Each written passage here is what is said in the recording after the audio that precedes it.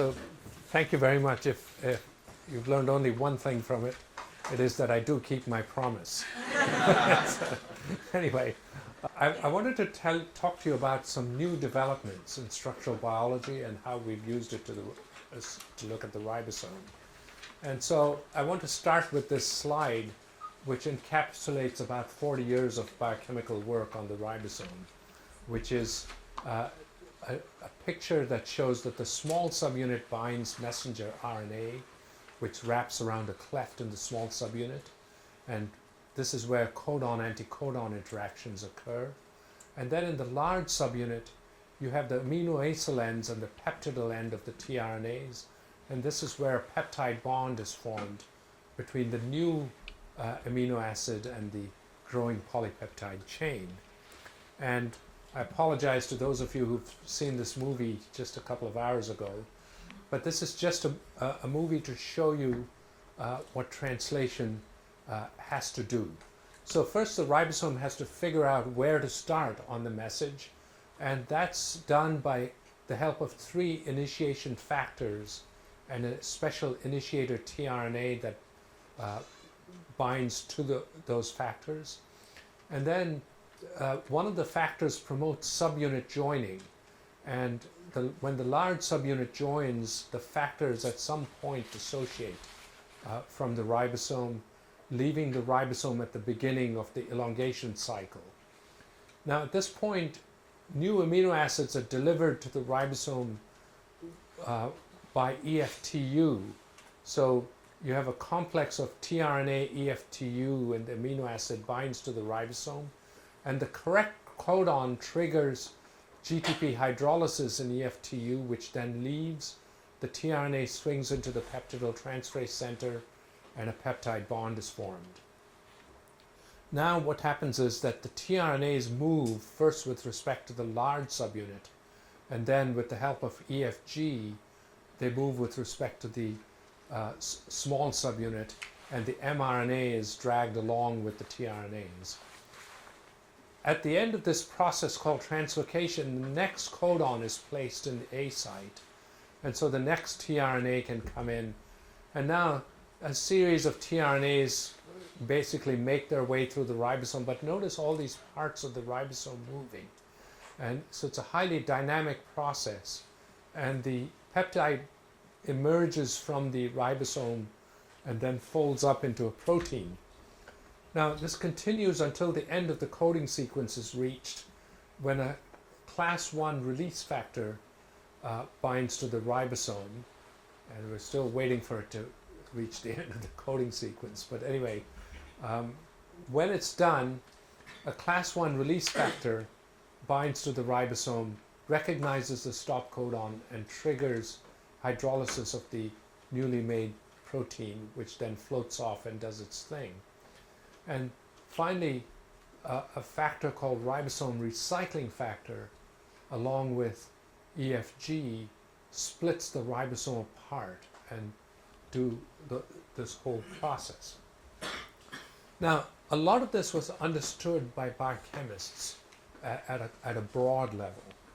But if you wanted to understand the detailed chemistry of what was happening at each of these steps, how was decoding actually worked? How does peptidyl transferase work? How does translocation work?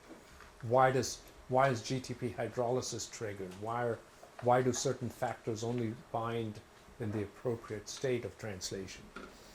For all of that, you need to really get high-resolution structural information to understand the biochemistry of the ribosome in detail.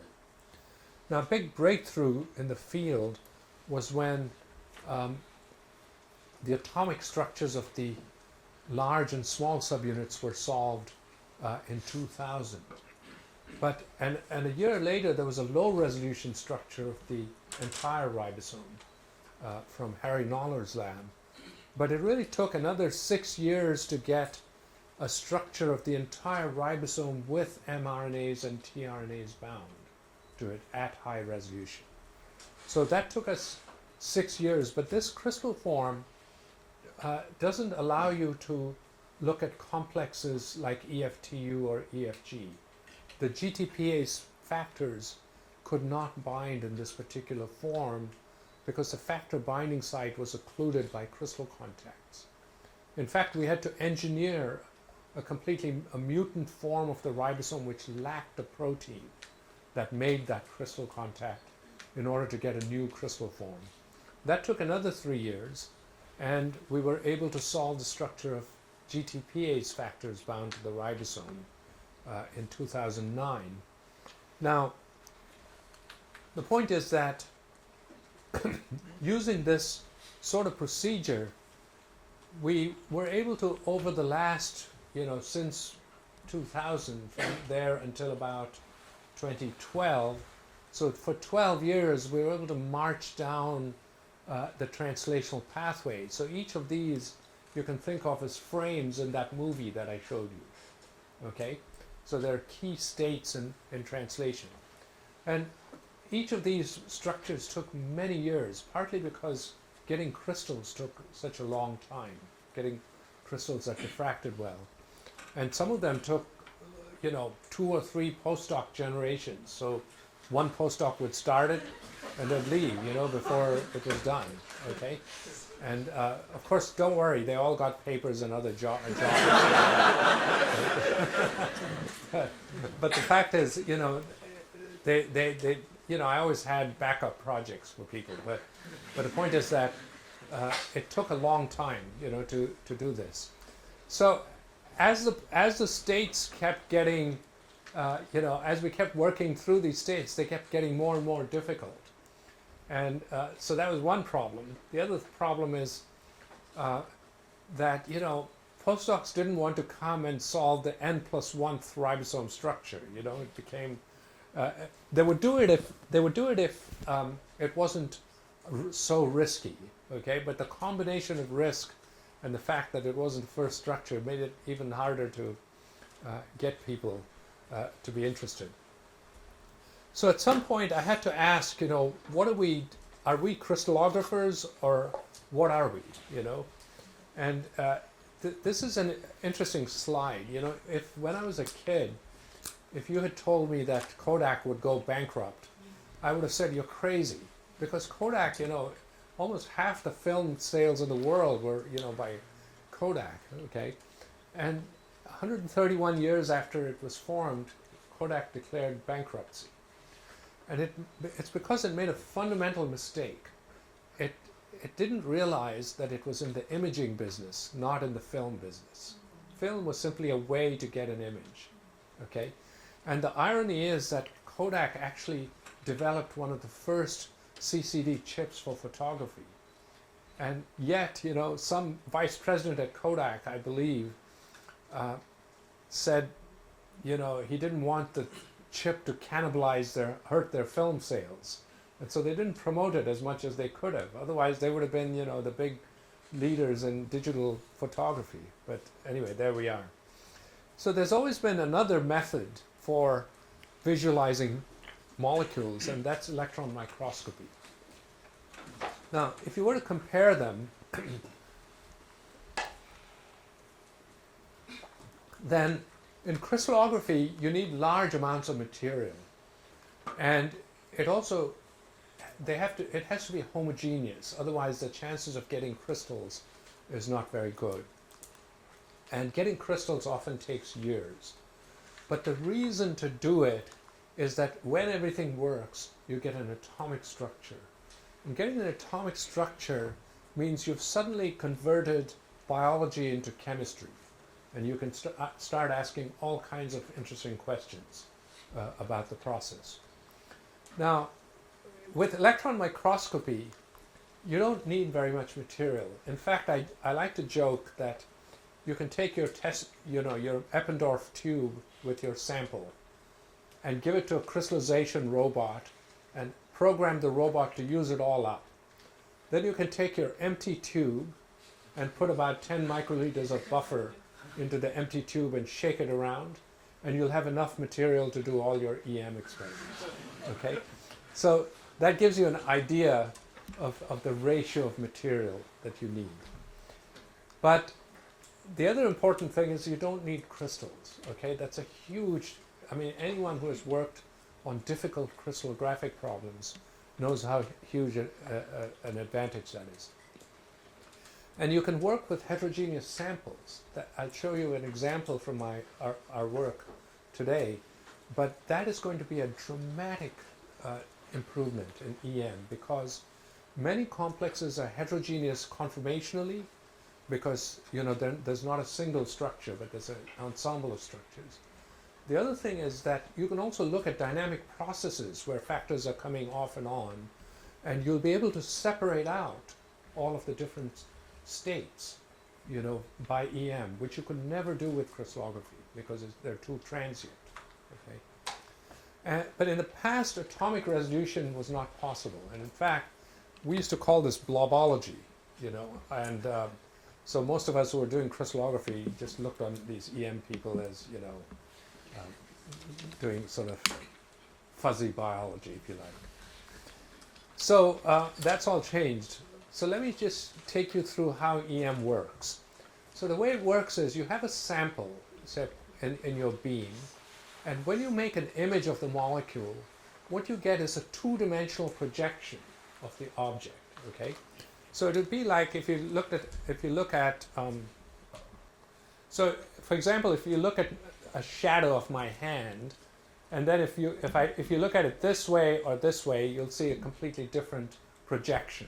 Okay, so you get a two-dimensional projection. And what Aaron Klug and David Desrosiers realized in their classic paper in 1968, and this figure was from that paper, but was reproduced in Aaron Klug's Nobel lecture in 1982, was that if you Fourier transform these two-dimensional images, you effectively get planes in Fourier space. And if you now get all possible two-dimensional images, then you'll collect all of the possible planes in the Fourier space. If you then take the Fourier transform of that, you get back the original three-dimensional object. This is exactly how CAT scans work. So if you go to the doctor and the hospital and get a CAT scan, what the CAT scan does is it takes a series of two-dimensional projections through your body, and then combines those projections into a three-dimensional reconstruction of your body. Okay, so that's how single particle reconstruction 3D reconstruction works. But the problem was that electrons are highly damaging to and biological materials have very low contrast. And so when you collect this whole series of images, by the time you've collected the whole series, you've damaged the object. In fact, you've damaged it so much that you don't get an atomic structure.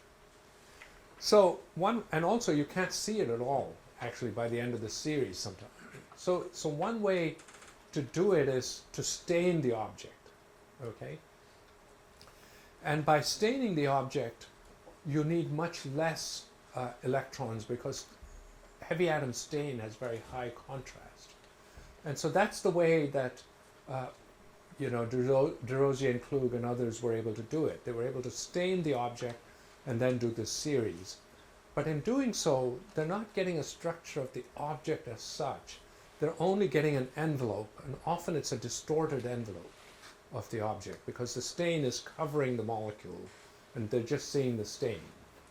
So a way around that was by a combination of methods. One is this so-called single particle method, where particles are embedded in ice.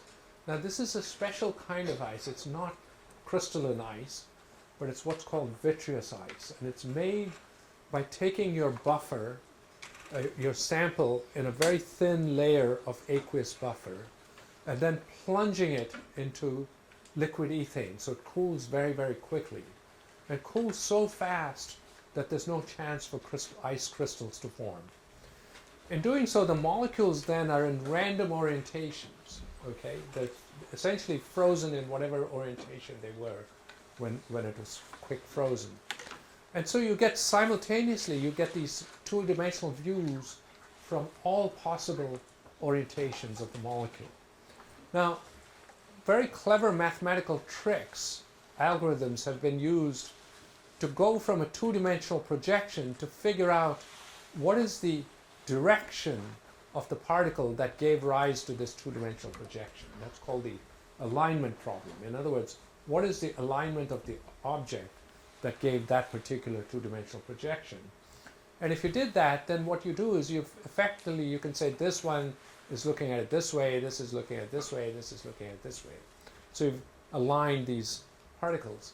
And so that's like collecting all of the planes, except you do it all in one sample, because you're getting all of the orientations in one sample. Another thing is that by doing this, you don't have to expose the particles to too many electrons, because you have hundreds of thousands of particles. So even if you have very low signal from one particle, you can average over thousands of particles to build up your signal to noise. And this is a method that's been used to get, three-dimensional reconstructions using electron microscopy. Now the way that works is, you have a grid, and this is just to show you, it's only about a couple of millimeters, a few millimeters in diameter. That's 1 millimeter there. And it's a metallic mesh. And on the mesh, there's typically a carbon substrate. And this carbon substrate, if you look at amplified squares, so this is the metal of the mesh, and you can see there's a carbon substrate and there are holes in the carbon. And it's in those holes that you actually, so if you look through one of those holes, you'll see your sample, and this is what particles look like. Now you can see this is a sample of ribosomes, and here's one ribosome, and look how noisy it is. So it's completely amazing that this method can give you any structure at all, from that kind of noisy image. But it shows you the power of the method, and it also shows you the power of averaging over, thousands of particles. So using this method, Joachim Frank and his colleagues determined a structure of the ribosome with mRNA and tRNAs bound. It was the first time we looked at a sort of a working ribosome, if you like, in full three-dimensional, in its full three-dimensional structure. And this was in 1995, and it was a landmark paper. But you can see that it doesn't look anything like an atomic structure. It's very blobby. It's very low resolution. It's only at about 25 to 30 angstroms resolution. And so those of us who were really interested in trying to get high resolution structural information thought, well, this is very nice, but really it's not going to answer the question. And in fact, as you know, in the ribosome, this was quickly overtaken by crystallography when there were finally breakthroughs in the crystallography. And it's crystallography that determined the atomic structures. But oddly enough, the same year, 1995, Richard Henderson, I should say Aaron Klug was the director of the LMB. He also worked most of his life at the LMB, and so did Richard Henderson. He was also director of the LMB. And he wrote a seminal paper in the same year, 1995, in which he asked, what is the theoretical possibility of EM? And he came up with quite a surprising conclusion, which was that if you had molecules of only 100,000 Daltons, you should be able to determine the atomic structure with only 10,000 particles.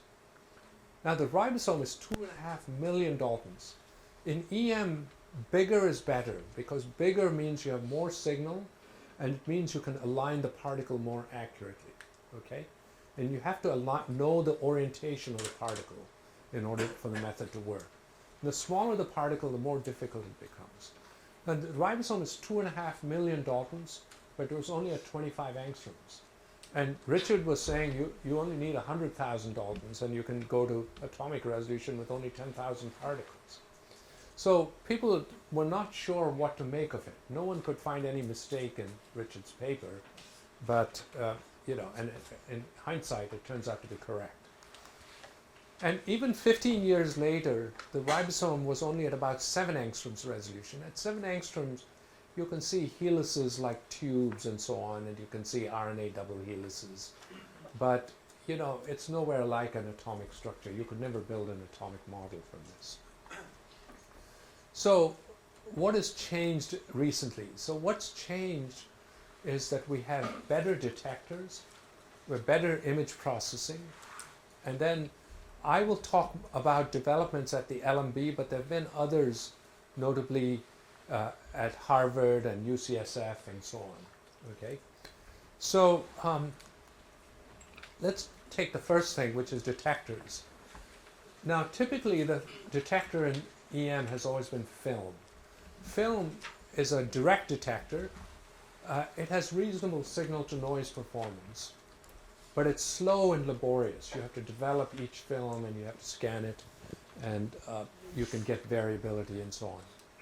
Now, CCD cameras have been used for a while, and they're suitable for automation because you don't have to take it out and develop it and scan it. But they're indirect detectors. They convert electrons to light and they detect the light, and there are lots of problems with that. There's crosstalk and noise and so on. And as a result, they have very poor signal-to-noise performance, worse than film. But direct electron detectors have been developed recently. They directly detect electrons like film, and they're suitable for automation like CCDs, but they have better signal-to-noise and performance than film. So for the first time, you really can go better than film. And of course, you know, when you're at the limit of detection and noise, having a better detector is very helpful. And the other thing is they're very, very fast. They can collect, 16 or 17 images per second.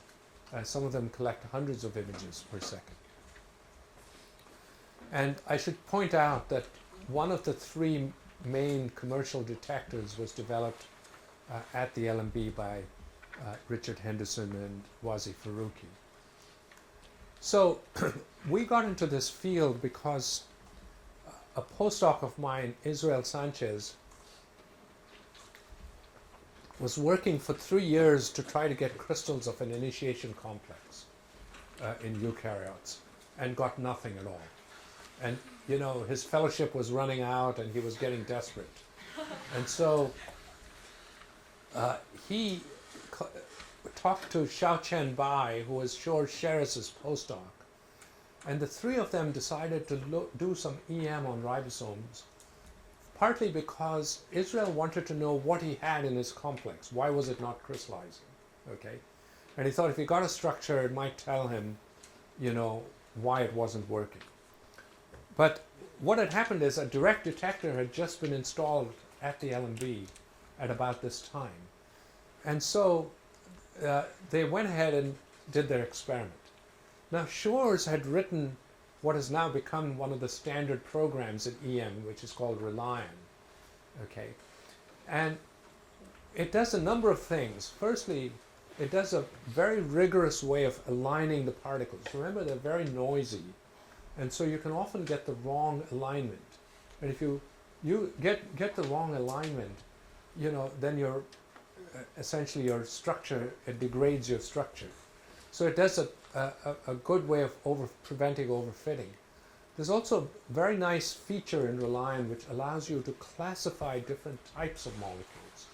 So if you have a mixture of conformations or a mixture of molecules in your sample, it can sort them out so you can get different structures all from one sample, okay?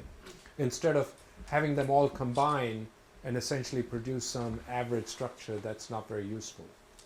And finally, I'll tell you a little bit about the statistical movie processing. This has to do with the fact that even in the 1 second that you expose your sample for to produce your image, the particles are moving. They're moving even though they're at liquid nitrogen temperature. And this is because the moment electrons hit the sample, there are ionization effects, and the sample gets charged, the environment gets charged, the sample is subject to very strong fields, so it starts to move around, okay? So if you look at a 1 second image, this is what I've showed you before. Now it turns out that even though this is very noisy, you can sort of see the particle, okay? But this image is actually a composite of 16 frames of the detector. And those 16 frames have been combined to produce the 1 second image. So if you look at all those individual frames, it's very, very noisy. You can hardly see a particle there. It's too noisy to produce a good alignment. So what Shores and his colleagues did was to look and ask, how many frames would they have to combine before you could actually get an alignment? And so, of course, if you took all 16 frames, it was fine. If you took 8, it was fine. 6 was also fine. 4 was okay. And then, by the time they got to 2 frames, it was too noisy. Okay? So, what they could do is they could use the 4-frame average, do the alignment in groups of 4. So they could do the first 4, then they could move the window to the next 4, etc. And that way, they could follow the particle as it had moved and do a correction for the movement. And what they could then do is correct for the movement and then add back all the frames. And this way they've produced a motion corrected image. Okay? And then they can calculate a map from that. And when they did that for the ribosome, so this also shows you the kinds of movements. So you can see sometimes the movement's small, sometimes it's large. Anyway, when they looked at the movement, what they found is that with only 30,000 particles, they were able to get maps that were much higher resolution than anything that had been seen for the ribosome before. So you can see individual strands, you can see side chains. So this is a kind of map that previously could only have been seen by crystallography. So at this point, we had another project in the lab, which was to work on mitochondrial ribosomes. And this is a project that began as a collaboration with John Walker. And mitochondria, as you know, have their own ribosomes, which often translate components of the respiratory chain that are found in this inner membrane of the mitochondria, which are responsible for oxidative phosphorylation and respiration. And so the question is, why should we study these mitochondrial ribosomes? Well, several reasons. One is they're highly divergent, and they're very different from all other types of ribosomes. For example, mammalian ribosomes have an inverse ratio of protein and RNA.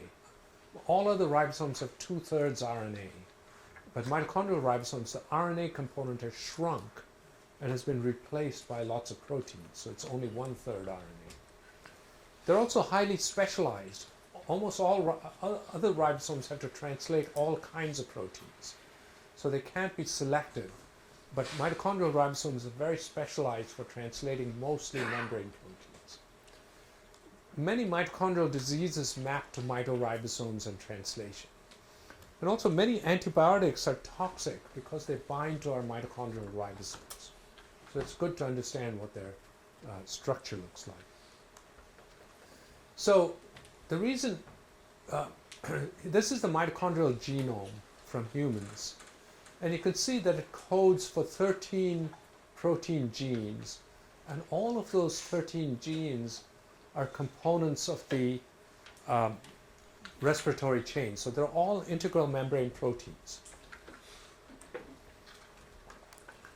So the question you might want to ask is, why do you have mitochondrial translation? Now the obvious answer is, well, you have a mitochondrial genome, so you need mitoribosomes to have translation. But that's a trivial answer, because the more fundamental question is, why do you have a mitochondrial genome at all? Because mitochondria consist of almost 1,000 proteins, but only 1% of them is actually made inside the mitochondria. The remaining 99% are made in the cytosol and cytoplasm and imported into the mitochondria. Now, to make the remaining 1%, which is only about 10 proteins, you need to make 100 other proteins. in the cytoplasm and import them. All of the ribosomal proteins are made in the cytoplasm. They're nuclear encoded, and they're imported into mitochondria. And the other thing is that, and also the amino acyl synthetases and so on. So if you had looked at the human mitochondrial genome, there are 13 protein genes. Why would you even, so why not get rid of all of them? Why still have make 100 proteins just to make 10 more? Well, one reason might be that these 13 genes are actually so hydrophobic and special that they can't be made and imported. That's the thing, that's always one of the answers I got from people when I asked. But the reality is, if you look at tetrahymena, there are 44 protein genes. Okay, you might have said the same thing about those. Yeast only has 8 genes. Okay, and tetrahymena, Plasmodium only has 3 protein genes in its mitochondria. So my view is that we're watching evolution in action. Mitochondria have diverged because they're all in different species. They're evolving at different rates within those host species. And some of them have gotten rid of 99.7% of their genome, and others have gotten rid of 97% of their genome. But they're all on their way to getting rid of all of their genes. And it may be in another 2 billion years, there'll be no mitochondrial genome at all.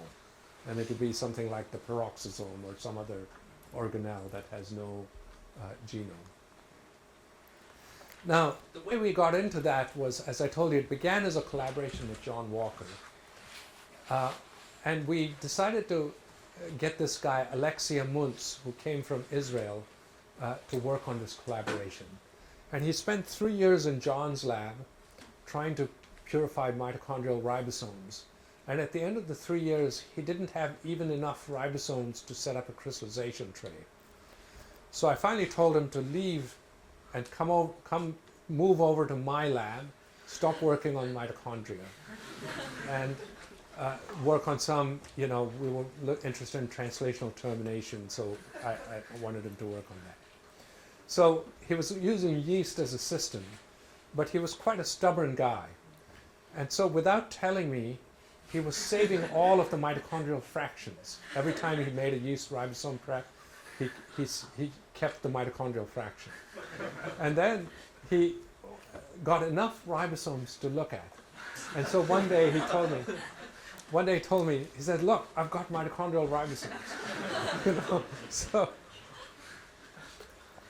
So I said, well, I think what you have to do, by this time Israel and Shores had produced that paper and Xiao Chen Bai. And so we said, well, you have to try and do EM on it. And so he was joined by a very creative and talented postdoc, Alan Brown, who's been responsible for all of the structural analysis and the modeling, in this work, and including several new ways of modeling. And there were help in the initial stages by 2 other postdocs in building a lot of the proteins. And this was a collaboration with Xiao Chen and Shores, whom I showed you before. And Alan also worked with Paul Emsley, who wrote COOT, which is one of the model building programs, and Garib Murshidov. All of them are at the LMB. So at the LMB, it's very nice because if you need a problem solved, there's always some colleague, to help you. And so it's been a great sort of collaboration. And recently they were joined by Nirupa Desai, a graduate student who worked on the yeast small subunit, which is currently under review. So this is what the field looked like of mitochondrial ribosomes. And you can see that actually what he thought was a single peak on a sucrose gradient was actually a mixture. About 1/3 of it was actually cytoplasmic ribosome contamination. And he had classes, about half of the remaining was intact mitochondrial ribosome. He thought all of it was intact, but only half of it was actually intact on the EM grid. And these two are different states, so the small subunit is in a different state in these two structures. And finally, there were some classes which seemed to be only large subunit. You could hardly see a small subunit.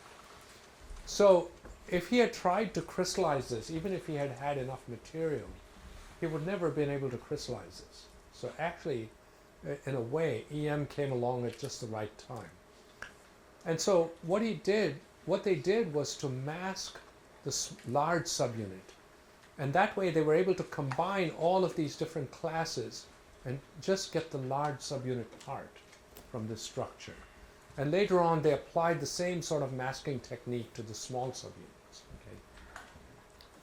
And when they did that, what was amazing was that they were able to get an overall resolution of 3.2 angstroms.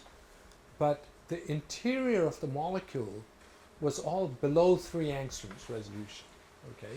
This dark blue is at 2.9, so you can see most of it is dark blue. Now, if they had not used the masking technique, then a particle at the surface would have looked like this. This would have been completely uninterpretable.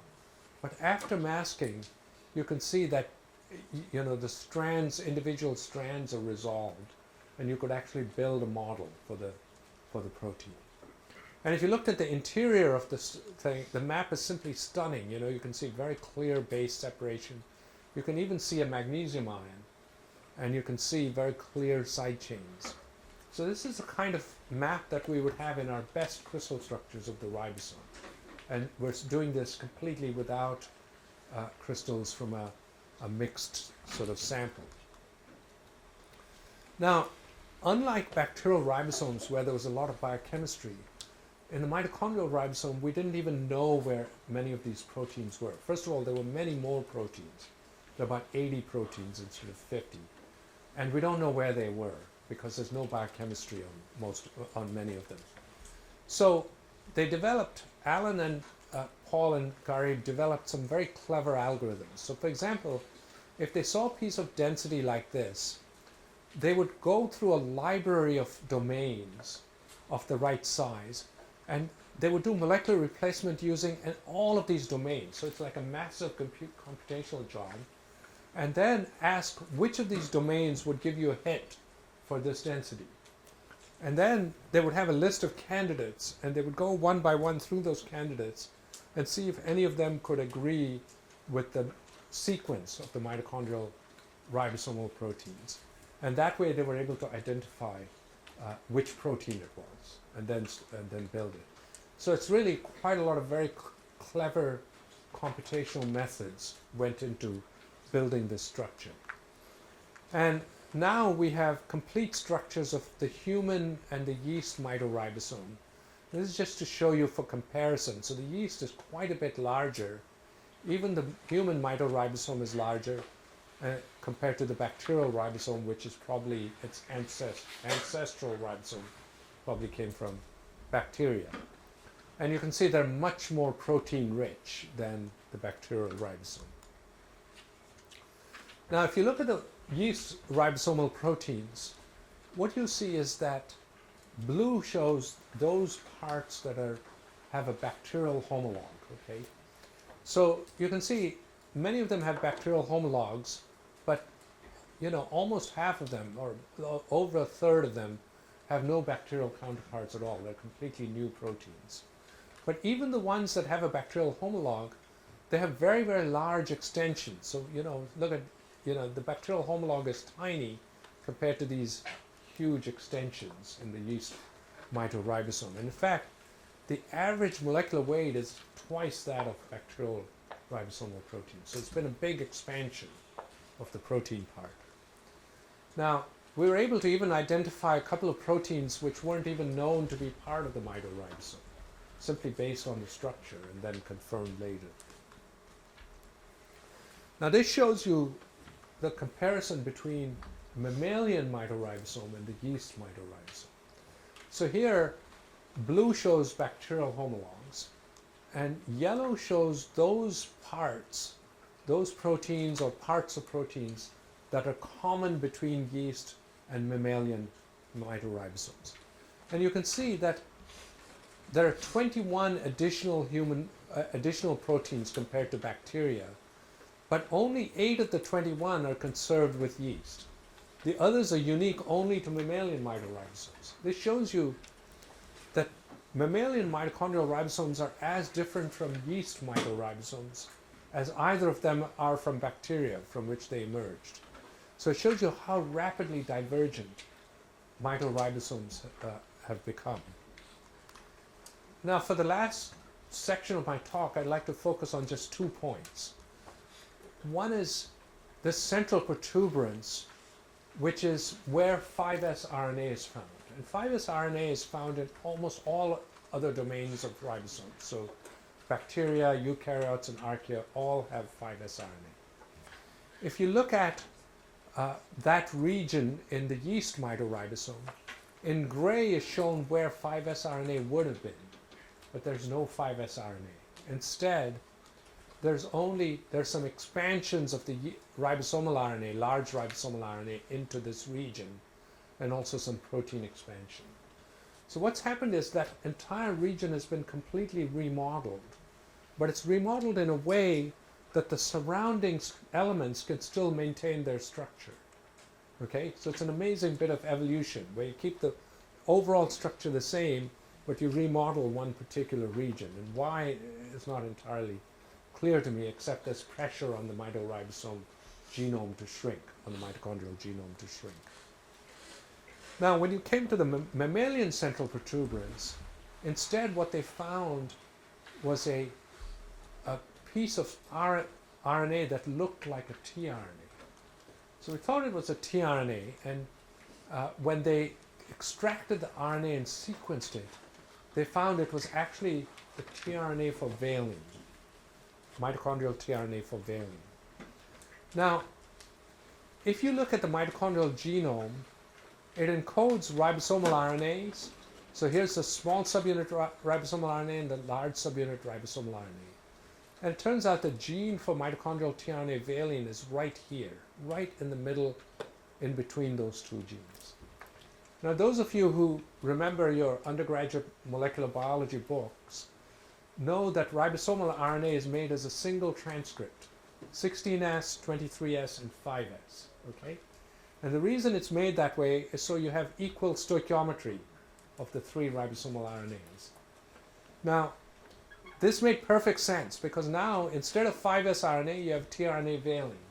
And so we said, great, this shows you that tRNA valine is now a structural element. And it's essentially a third use for tRNA. The most common use is to deliver amino acids. But some of you may also know that tRNA is used as a primer for reverse transcriptase by HIV. So that's a second use. Now here's a third use, which is to be a structural component of the ribosome. Now, the funny thing is that at the same time as we published our structure, Nenad Bahan published the structure of mitoribosomes from pigs. So ours were from human cells, his were from pigs. And he said, he also identified tRNA in the central protuberance, but he said it's tRNA for phenylalanine. Now we thought that's not possible. How could it be that 2 mammalian ribosomes have different tRNAs? And we're also sure that because our tRNA valine is part of the same operon, we must be right. And also he had not sequenced it. But then Nenad pointed out that the tRNA for phenylalanine is also part of the same operon. We had not even noticed that because we only got signal for tRNA valine. We're not looking for another tRNA. And it turns out he was correct. Okay? In pigs, it's phenylalanine. In humans, it's valine. It's even more complicated. In Cambridge, they found a patient with a defect in tRNA valine. That patient is using tRNA phenylalanine in their mitochondria. So why it should use a tRNA and why it should use phenylalanine in some species and valine in other species and switch if there's a problem, it's not clear. But clearly mitochondria are very weird. And so if you're young, maybe it's a good field for you to go into mitochondrial biology. So the last part of the talk is about the tunnel. So this is a tunnel through which the growing polypeptide chain emerges. You may remember the movie. The tunnel is the same in bacteria. This is from archaea, but it's the same in bacteria and also in eukaryotes. So we expected it to be the same in mitochondrial ribosomes as well. But when they looked at the tunnel in yeast, they found it was blocked by a ribosomal protein. Now, this was a bit odd. How could the tunnel be blocked? If it's blocked, then how does the protein get out? Okay. So what they found was there was another opening. So there was a different tunnel. And if you followed this opening all the way, you could get right back to the peptidyl-transferase center. So there's an alternative tunnel in the yeast mitoribosome. Now, if you look at that tunnel, this is the bacterial tunnel. The yeast tunnel follows the same path for the first 2/3, then goes off in a different direction. Instead of going straight down, it emerges 35 angstroms away. And if you look at where it emerges, there's a big expansion. See, this mass isn't there. There's no mass here like there is here. In fact, the bacterial ribosome would be sort of like that. So what we speculate is that this extra mass may be anchoring the ribosome to the membrane, because remember, these mitoribosomes are making almost all the time, they're making membrane proteins. Yeast only makes one soluble protein out of 8. And so this may be a different method for binding for yeast. Now, if the standard tunnel, this tunnel is blocked in yeast by a protein here, how come why aren't bacteria using this tunnel also? Okay. Well, if you look at the yeast tunnel, it's blocked by a piece of RNA in bacteria. So the bacterial tunnel is blocked by a protein in the yeast mitoribosome, but the yeast mitoribosome tunnel is blocked in all other species by ribosomal RNA. Now, if you ask what is this piece of ribosomal RNA, what you see is it's a piece of large ribosomal RNA, which is a stem loop here. And you can see in yeast, that stem loop has been deleted. And that's what opens up that other tunnel, the alternative tunnel. Now, if you look at human, it's not been deleted, but it's been shortened, that stem loop. And so, in fact, in humans, the tunnel is exactly the same as that in bacteria. Okay? And so yeast is the one that's different. But in humans, we notice another difference. We can actually see nascent peptide, which we almost never see in ribosome preps, because if there's nascent peptide, it simply dissociates and floats off into the buffer and never returns. Why are we seeing it here? The reason is this tunnel, the human mitoribosome only makes membrane proteins, not even a single soluble protein. And so the tunnel has become very hydrophobic. It's got a number of hydrophobic residues lining it. And this means that when it's making these hydrophobic peptides, they don't want to leave the tunnel unless there's a membrane to go into. So when we purify the ribosome into aqueous buffer, they prefer to stay in the ribosome, and that's why we're seeing it. So I hope I've given you an example of the kinds of things we can now do with electron microscopy. These are kind of samples that we would never have been able to do 5 years ago, probably not even 3 years ago. And the situation in structural biology is changing dramatically. So now you can do large heterogeneous complexes that would simply have been unthinkable, 2 or 3 years ago, by electron microscopy and still get atomic resolution structures. Now, of course, I'm not saying it's going to work in every case, because structures can be mobile, they might not align, they may fall apart on the grid. There are lots of technical problems. But I would say if you open up, Science or Nature or Cell in the last year or two, well, we published our structure. It was one of the first completely de novo structures, and that was in April of 2014. It was the second ever de novo structure of an asymmetric object. But since then, there have been really, dozens of structures being reported by cryo-EM. And I'd say we're at a new sort of frontier in structural biology that's comparable to when protein crystallography first took off, in the 60s and 70s. So I'll stop there and thank you very much.